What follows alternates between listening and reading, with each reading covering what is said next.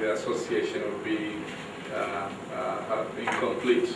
So thank you so much, Honorable Butasi, for accepting to come to this meeting, accepting to be a member of the association, and listening from your speech, I can see the energy and the enthusiasm that Burundi will bring to the association. Welcome, Mr. Butasi, and thank you for being with us, and we are glad that you've been able to accept.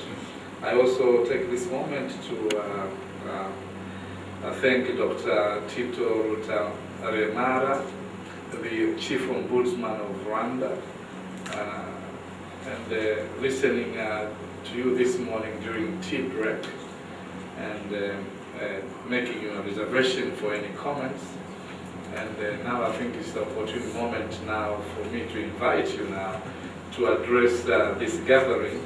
I know the reason why you denied to make a comment was wise, and because you wouldn't make a comment if you're not properly constituted. Being a member of this association, it's now time for Honorable Rutaremara to say a few words before we proceed. We could have waited for 2 years and it wouldn't have changed anything, but of course your people are in need of us, that's why they invited us to be here. That's one. But Mr. Chairman, my comment is only one. I know we've got a very big job, our job of fighting corruption, but it needs 4 things. One is the political will, and it is the first one. When there is no political will, you will never find anything. Which is the most important is the awareness of the people. If people are not ready to fight corruption, if people are not ready to resist corruption, if they aren't ready to be the whistleblowers, our fight will never succeed. It's why, Mr. Chairman, I invite my friends here that we should concentrate on sensitizing our people, mobilizing them, making them strong so that they can resist corruption, they can be the whistleblowers, because corruption is done in a corner where nobody is, but there are always people who see it. But we organs of the anti-corruption, the authorities of anti-corruption, we can't be everywhere. But if people could be resistant, to be the whistleblowers, I think the work would be easier for us. Now, I know it's only one that I want to tell you. But of course, that depends upon the 2 things, the political will. If there is no political will, of course, there won't be any education of the people. Those 2 are the most important, the political will and the resistance of the people. Thank you, Mr. Chairman. I think we thank you so much, Honorable Rutaremara, for your kind words of remarks to this meeting. And let me also invite the General Secretary to say a word or so, because she's going to be our major functionary in the pursuit of taking the association forward. So, President, the members of the EAAACA, and fellow delegates, I'm happy for the confidence that you have entrusted in me, and I pledge to serve the association committedly with the support of the whole executive. I thank you very much.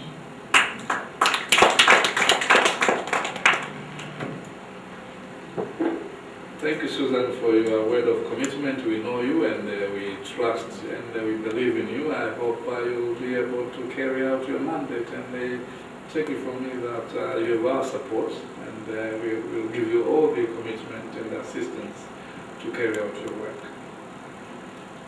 We proceed now with our next agenda, unless the Secretariat is advising me otherwise. What will be our lunch break? What time are we supposed to break? Of the party states. do I take that that is the decision of this meeting as far as discuss internally and see to what extent they may create a working group within their respective countries to see, more partnership and understanding of the proposed draft. So I hope Burundi and Rwanda, you'll take this document as your document and start the process. Just to give you a flavor, I'm sure in your country also you have a particular ministry for the East African community to be the lead ministry, because they deal with status at the East African summit level is done. The process of internalizing the protocol will be easier because those stakeholders in our region should be involved. Any comment on the item 7 before we proceed to item 8? Any delegate is having any burning issue that we have not touched on? I think it is time also to bring forth that particular. I think there was some kind of lack of clarity as to whether the EAACA was registered in our respective countries. At least in Uganda, I think we have registered it, so I don't know the status in Tanzania and Kenya. So Kenya to say a word or two, because it has been brought up, but I want to bring that as a A or B. Please, Justice Ringera, please. Thank you, Mr. Chairman. When we considered this matter, since EAACA has not been incorporated as a company, it could very well remain just as an unincorporated association, just like the Association of International Anti-Corruption Authorities, whose secretariat is in China. It's not registered either as a company or as a society or as anything. And perhaps it affords more flexibility, but we are open to any further reflection on the matter, but we have not registered it as anything in Kenya. What's the status of our association in Tanzania? You're working on it. Can you tell us?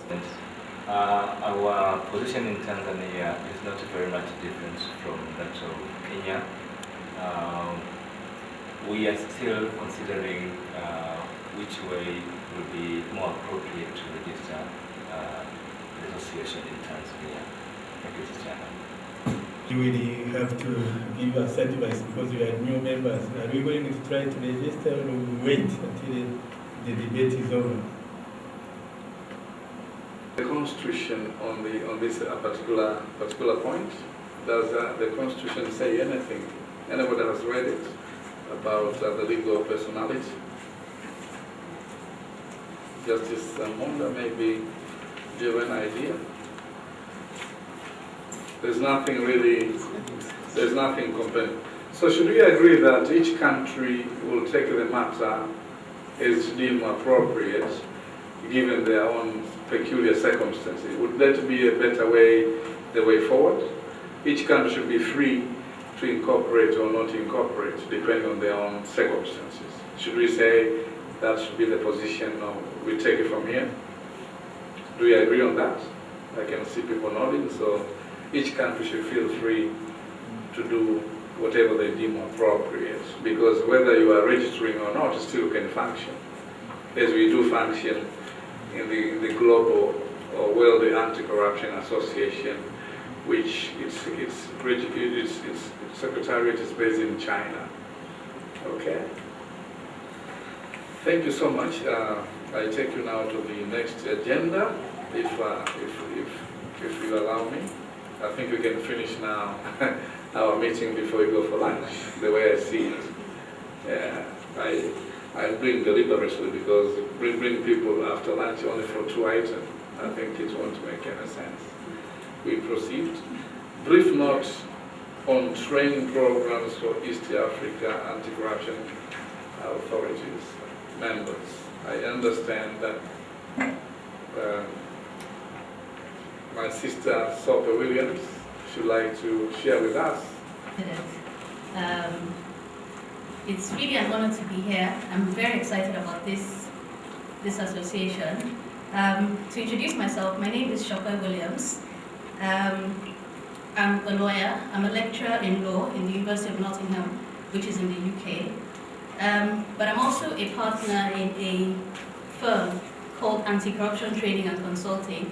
And basically what my firm does is that we assist government agencies and private sector with the design, implementation, and the reform of credible anti-corruption programs. Now, I don't need to go into the terrible effect that corruption is having on our societies in Africa. I'm an African myself, and I grew up in a country that was, and some might say is, still notorious for corruption, Nigeria. So I have witnessed firsthand the effect that it has on our lives. Now, corruption is not the only problem that we have in Africa, but it is a major problem, and it compounds all the other problems that we have. And so it's an important thing that we really do our best to deal with it, because so many 40, 50 years after independence, we know that we shouldn't be at the stage of development we're at now, especially with the amount of money and resources that we earn as countries and we've devoted to the public sector.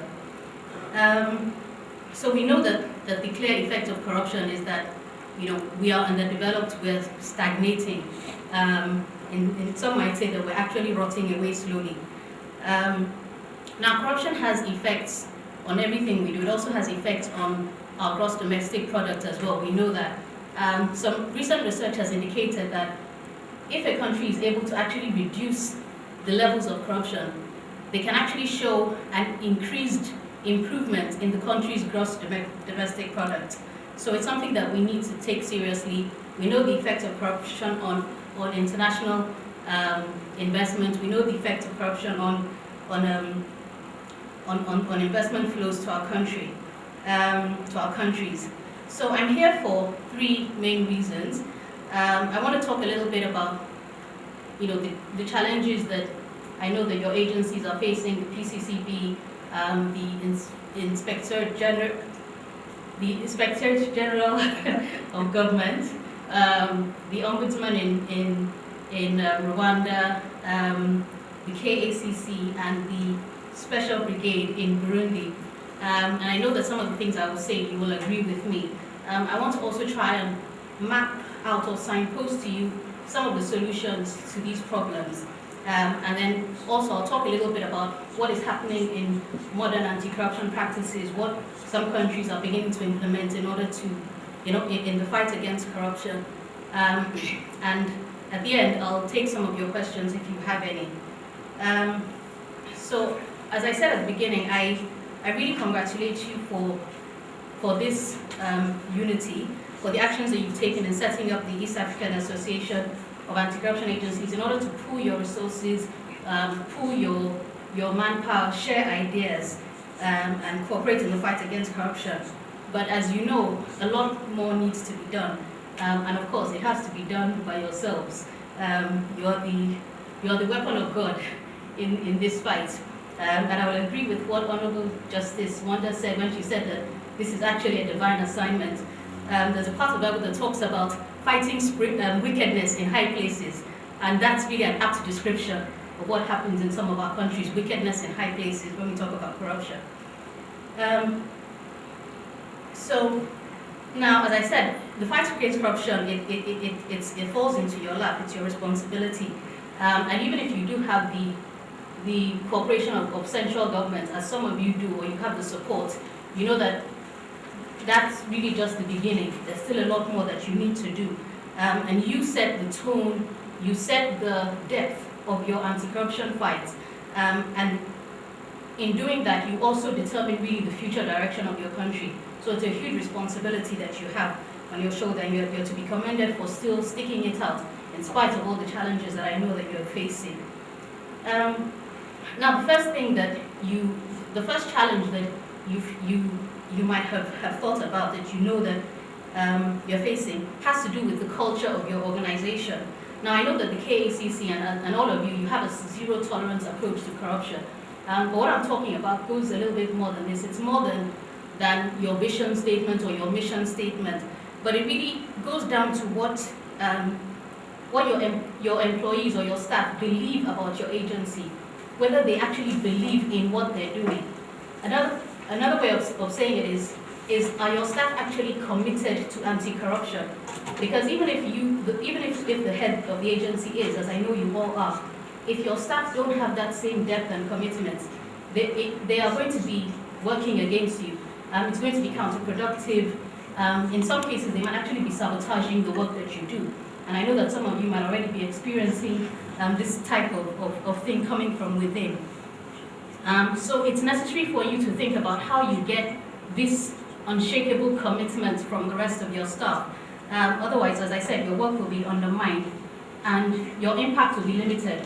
No matter what kind of legal framework you have in place, no matter how hard you are working, your work will really be undermined. And another thing is that an agency that has demotivated or even corrupt staff will affect corruption worse than 100 public servants who are corrupt. So you really need to think about what is the culture of my organization, how do I set the tone of my organization, because that will have far-reaching implications, not just for your work, but obviously for your country as well. If your staff are undermining your work, then there's really no point to the existence of the agency, because the public perception of what you're doing will be totally contrary to what you want it to be. So another issue so that's one issue that you need to be thinking about. And another organizational issue is the approach to corruption that you have. Now, is it a top-down approach in the sense that the direction on corruption is set by the head of the agency or the heads of government with very little input or support from those at the bottom?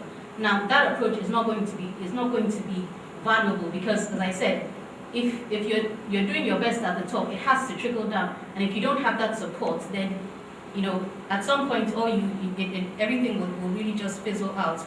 Now, the second main challenge that you're facing is an everyday problem, which is really a staffing problem. Now, I already mentioned that if your staff are not fully committed to anti-corruption, then your agency will not be as effective as you want it to be, no matter how hard you try. So we need to be thinking about how do you get your staff fully committed and on board with what you're trying to do. And this can be done in two main ways. The first one is relevant training, and the second one is the involvement of your staff in the development of the agency. Now, this is not something that is really done in the public sector, but it works in the private sector, and there's no reason why it shouldn't work in the public sector. So what I'll say is that the agency has to commit to the professional development of its staff and really equip them to succeed in their roles. Because fighting corruption is not like any other job. It's not like any other bureaucratic job. They're doing something which, in many cases, is dangerous, needs skills and tools that you don't get when you work, that you don't use or you don't learn when you go to school or when you're in the civil service. So they have to actually be equipped with these skills. And we'll talk about what some of these are in a minute. But this training has to obviously be relevant to your agency and to your situation, because you find that maybe a lot of programs that might be touted or that the staff might even have been involved with will be really the imposition of what they call international best practice, on the staff, which may not really be environment specific or may not be relevant to the context in which we're in. And a good way of starting is, as your constitution mentions in Article 6, that you will be involved in joint trainings and pool your resources together in doing this. Now, the third challenge which you will all be facing is one of funding. Now, for many of you might have gotten some kind of donor support. You might get some kind of funding from the government. But where you're relying on donor funding, the first thing is that it's going to be sporadic. it's going to be donor driven. So it's going to be depending on what the donor wants, and not necessarily what is relevant to you. And eventually it's going to run out, especially if the donor feels after a period of time that you haven't achieved the objectives, which in many cases might be unrealistic, which they're expecting you to achieve. So your agency really needs to be thinking of how do we secure either long-term funding or secure ourselves financially in the long term. Because if money dries out and you get to a point where the only support you get is salary support and no operational support, then the agency is not going to be able to function, as you know. So something that you need to be thinking about is how the agency will actually generate its own income in the long run. So a couple of solutions that I will mention. The first one, in terms of the organizational culture, I would say that the solution here is tied up in with staff training. It's tied up in with what the staff, the tools they're given, developing a strong moral code, a strong ethical code, even within the agency itself. So your staff, apart from being given relevant training, they also need to be involved in developing the direction of the anti-corruption policy and internal procedures of the agency, so they can actually take ownership of these procedures and these policies. Now, some of the areas where staff might need some training would be education on how to identify the weak spots and the most prominent risk areas for corruption in all sectors. So in your country, you might discover that, okay, procurement is the area where there is most leakage or where most money is lost. It might be in big infrastructure projects. So you need to identify these areas so that you can actually be targeting your efforts there, and so that you're not just always reacting, but you actually have developed a long-term response.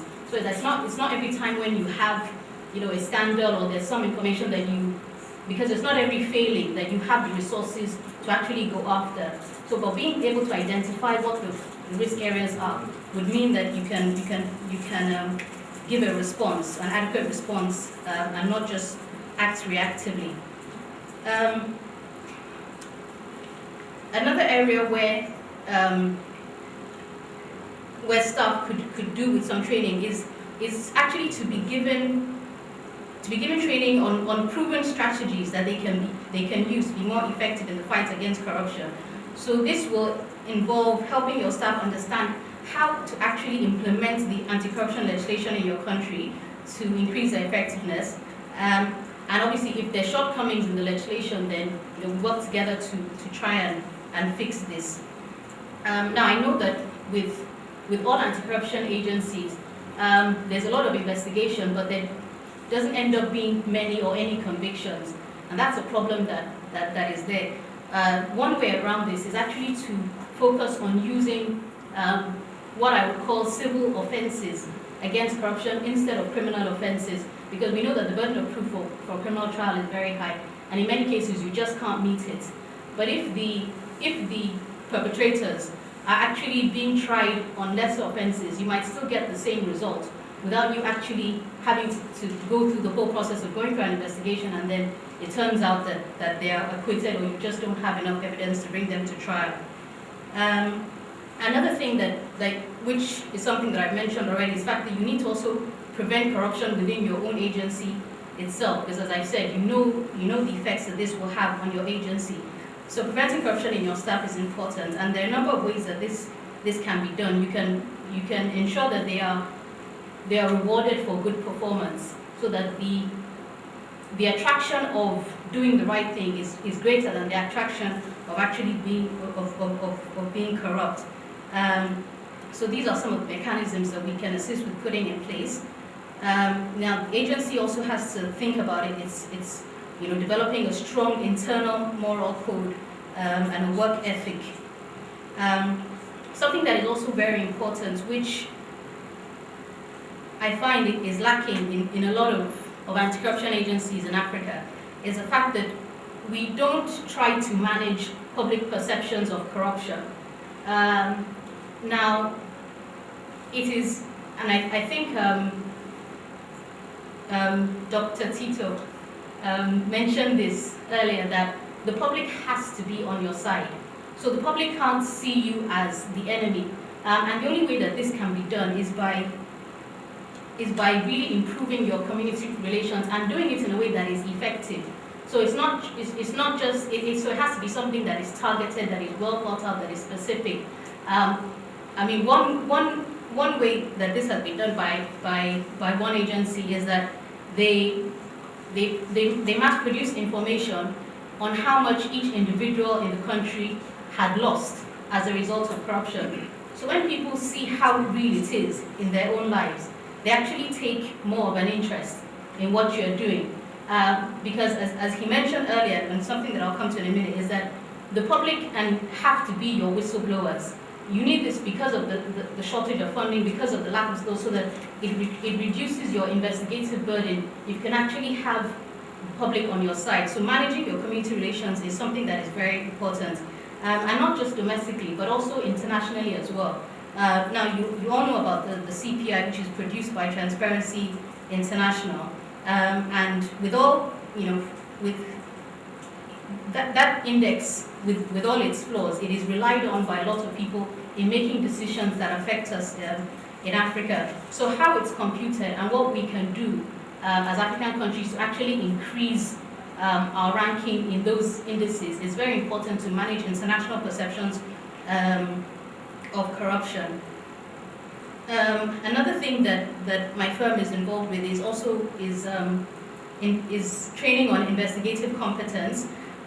So we can help with that. We can also help help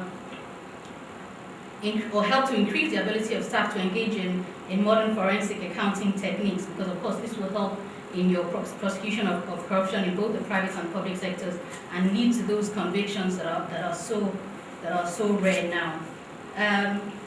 Now, in terms of your funding, which I mentioned earlier, I mentioned that you need to plan a long-term strategy for funding. Now, there's a lot of information and data which many of your agencies are already generating, which can actually be a source of income generation. So you need to think about that as, instead of just relying on whatever the government is going to give us, if it's not going to be sufficient, or donor funding, which will be sporadic and will eventually run out, how can we think about our own, generating our own income?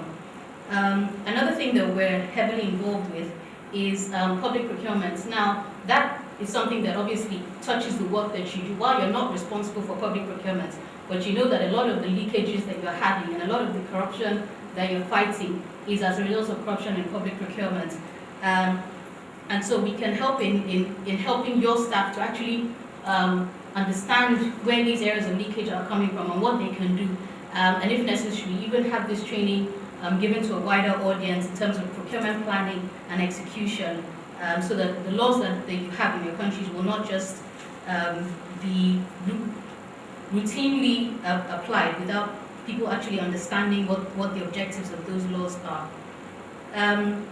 So the third thing that I want to talk about is some of the modern, what we call modern anti-corruption practices. Now, I don't know if you're aware of this before, but increasingly a lot of anti-corruption agencies are discovering that having a more lenient approach to corruption actually works better than a zero-tolerance approach, because they find that if they can give people incentives to come forward, to report, and those people know that their own criminal liability would be reduced if they do that, they actually find that they have more information coming out on what is going on. So these what we call leniency programs have shown themselves to be useful in the past for breaking this pact of silence that surrounds corrupt individuals, whether they're public servants or companies. An example of these is something that was recently implemented by the World Bank called